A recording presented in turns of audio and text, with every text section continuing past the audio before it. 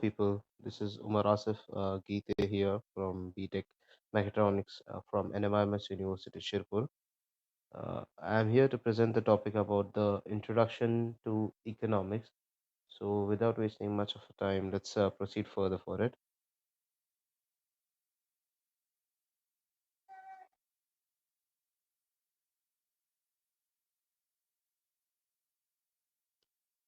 and start with definitely with the definition. As the definition says here, that economics is basically the way money, business, and industry are organized, or anyhow, the flow of money that we know has to be organized or which has to flow. Basically, for example, if you take that there's a shop, a grocery store near you, a general store near you. There are certain things that will be sold. There's the common items such like milk will be there, the oil will be there, the pulses will be there, legumes will be there, and many more different kind of things. And each and everything have will have a certain price, or we can say the MRP, the maximum retail price. So basically, retailing, wholesaling, that will be discussed in the further in the depth. But for now, we can assume we can. The main point of focus is that it has a certain price, and the price is decided by this economical analysis only. And yeah, that's one of the example how economics is useful, and basically to get you introduced to what economics is. Let's get further in this topic.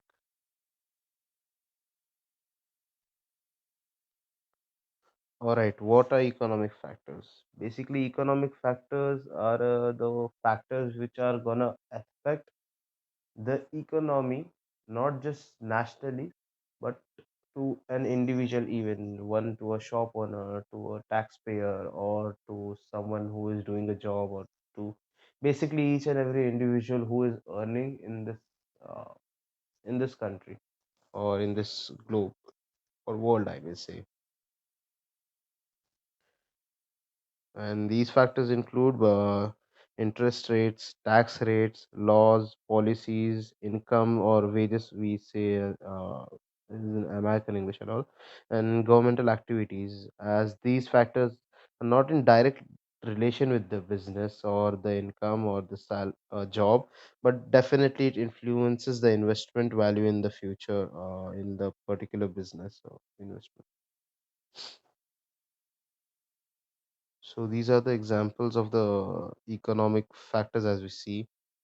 First of all comes in the tax rate.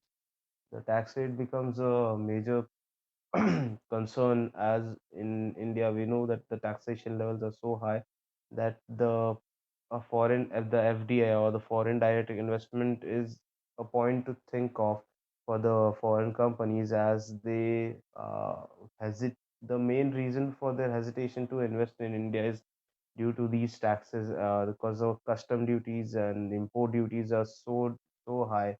And even after taking those taxes back, most of the time we don't get the optimum facilities that we need to run the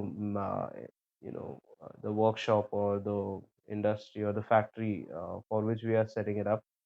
So basically the taxes here are a concern, and definitely the company will try to reduce its own cost in order to increase its profit. So definitely tax matters over here. The exchange rate, Indian economy is going down, as we know, since past few years we dropped after the demonetization phase, and before it that too. But yeah, it's declining fast after it. And then comes the inflation rate by which the price increase, and the labor cost. Definitely, that's very cheap over here in India, so that's a plus point for us, for us or for the companies who want to invest in India, basically. So that will create more job opportunities, but the inflation rates are even high, which will definitely in decrease the demand and increase the supply, and which will ultimately lead to falling off the this thing the prices again. So basically, it's a cycle just going on over there. And other than that, the wages, government policies, laws, and everything. These are other factors, such as you're running a company of milk. You have a milk factory somewhere in a village, and a project comes in, or where they want to use up that land for to make a highway over there or a road over there. So depending on that, you'll have to move that place, or maybe your factory will be harm to the environment according to the environmental report, that is EMS. So you'll have to move from there. So each of these factors, some or the other way they affect your business. That not directly they are related, but they definitely affect it. Okay, these are the basic six economic factors that you're going to discuss in the further slides. That are inflation, recession, trade cycles, income and employment, economic growth, and price level. First of all, let's discuss about inflation, which is an economic term. Given in the slide, refers to an environment of generally rising prices of goods and services within particular economy. As general prices rise, purchasing power of consumers decrease. The measure of inflation over time is referred to as the rate of inflation or inflation rate.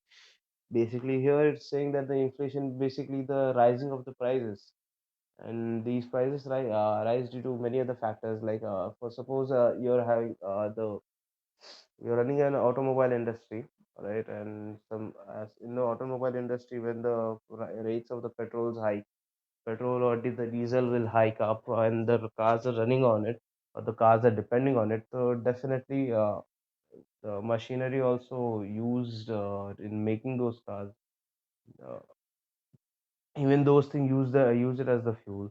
So basically, the automobile industry is having to take up more investments, or it has to spend more to make up its own same product with a much a higher rate, just due to one factor, getting higher price or rates, maybe due to decrease in the supply. That's because that's though there are two just reasons that play up with the price, that are demand and supply. So due to this, the prices will increase, and definitely with increase in prices, the demands will go down. And with which the rate of this demand goes down, or the inflation increases, it's known as the inflation rate.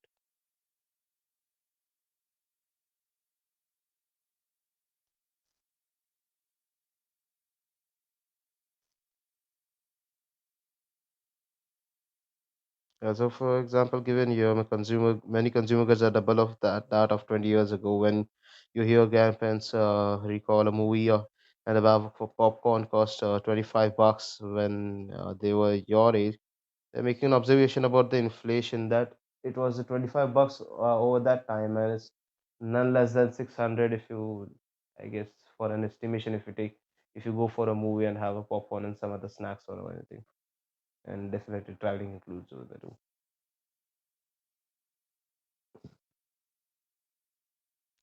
Second comes up the recession.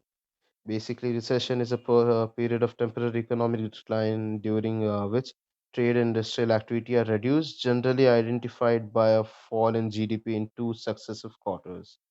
In a recession, rate of inflation tends to fall.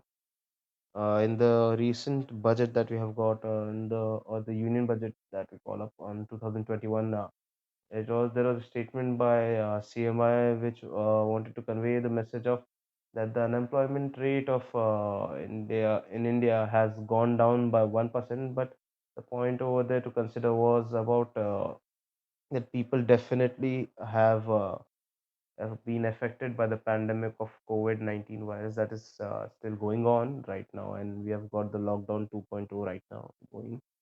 And so, due to it, basically, the thing is,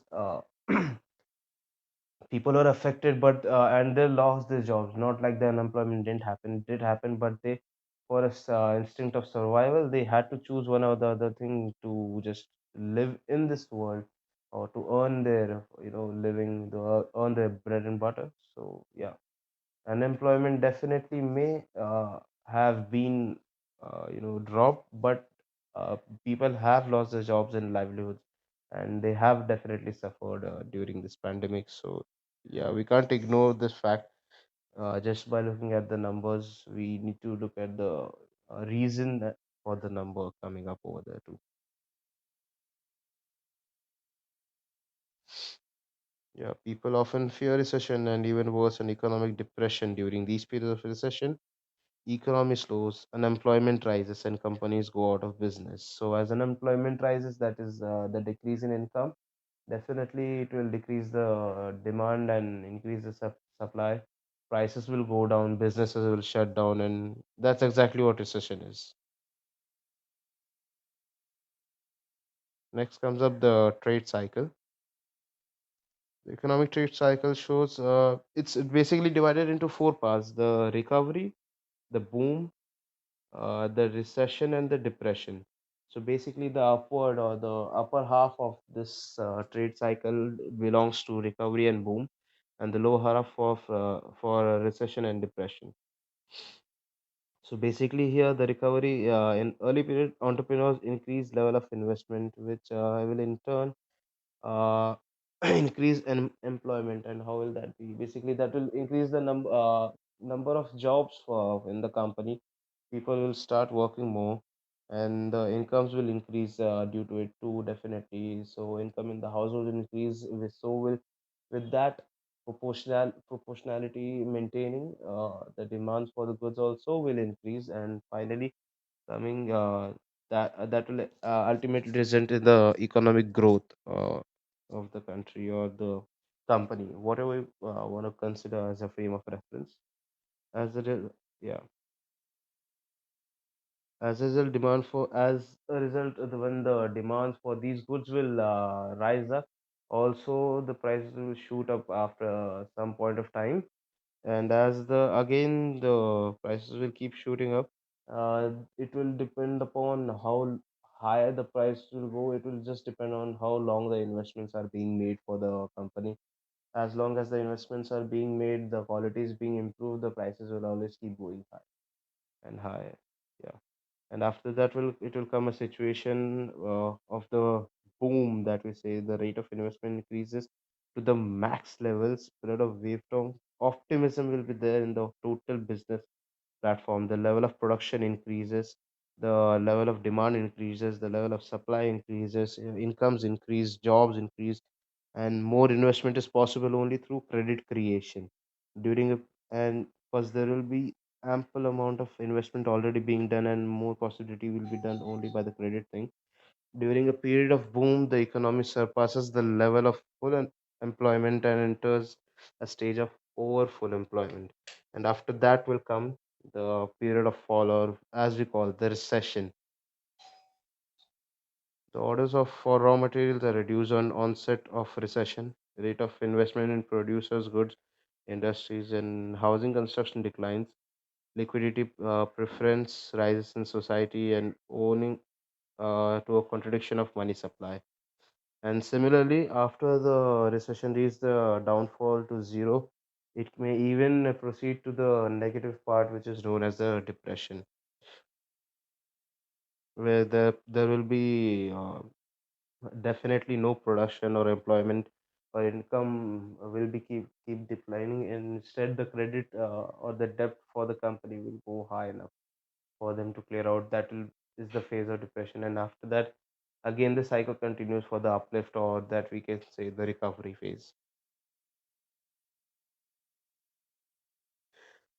Income and employment theory, a body of economic analysis concerned with relative levels of output, employment, and prices in an economy.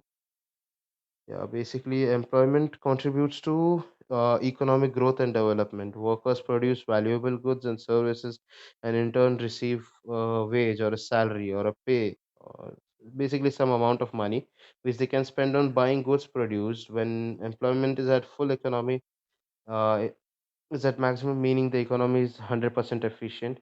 When the employment is 100% done, or each and every person is earning some sort of the other way by giving out a service or a good, producing a good, basically. Sorry. And finally, we come down to the last economic factor here, that is the economic growth, which means an increase in real national income or the national output, or we say the GDP. Economic development means an improvement in quality of life and living standard. Example measures of the literacy rate, the life expectancy, the healthcare, the lifestyle of people, the As we know, the status symbol of a car being the status symbol in India, still going on. We'll see much better cars and much, educated people ruling out over there, and so definitely it will affect in each and every sector, including politics, including education, including railways, including food sector. Each and every industry, they're gonna have educated people, and definitely on the way, on the slope to towards the growth part, or toward upwards, basically, as we say. The factors of production are the resources used in creating or manufacturing a good or service in an economy. And these factors of production are basically the land, the labor, and the land, the labor, the capital, and capital investment, and the backup. And these four things need to be just keep kept in mind while having the concept of economic growth, or planning, or as predicting your economic growth in future about your organization, individually or a group of organizations, or whatever you're taking as a reference to analyze, basically. Next comes up with the price level. Is the it is the average of current prices across entire spectrum of goods and services produced in an economy. In more general terms, level refers to price or cost of good, service, or security in economy. Basically, as we see, many of the things in the market. Suppose we take an example for just just one kg of potatoes. If we go and take out in the market, it's gonna cost 40 rupees a kilo at one store, and 45 at the other, or 35 at the other, depending on variation on the distance. But it will be always in the range of 35 to 50. 50 is the maximum limit, and 30 is the minimum limit. We can take on an average for taking those potatoes. Uh, the price of the potatoes, basically, that's basically the price level that is running on the economy right now. And it's varying from shop to shop, because of various factors, such as transportation is there, production is there, or you may say there's a retail cost, or the price paid to the wholesaler is there, or the food chain of economy, as we say, how much of money is consumed in between, in the mediators, while reaching to the main vegetable seller, who is basically retailing us the product over there. So all of these factors affect the final price of the good. So that's all from my part. Thank you so much. And this all was presented by Umar Asif Geete.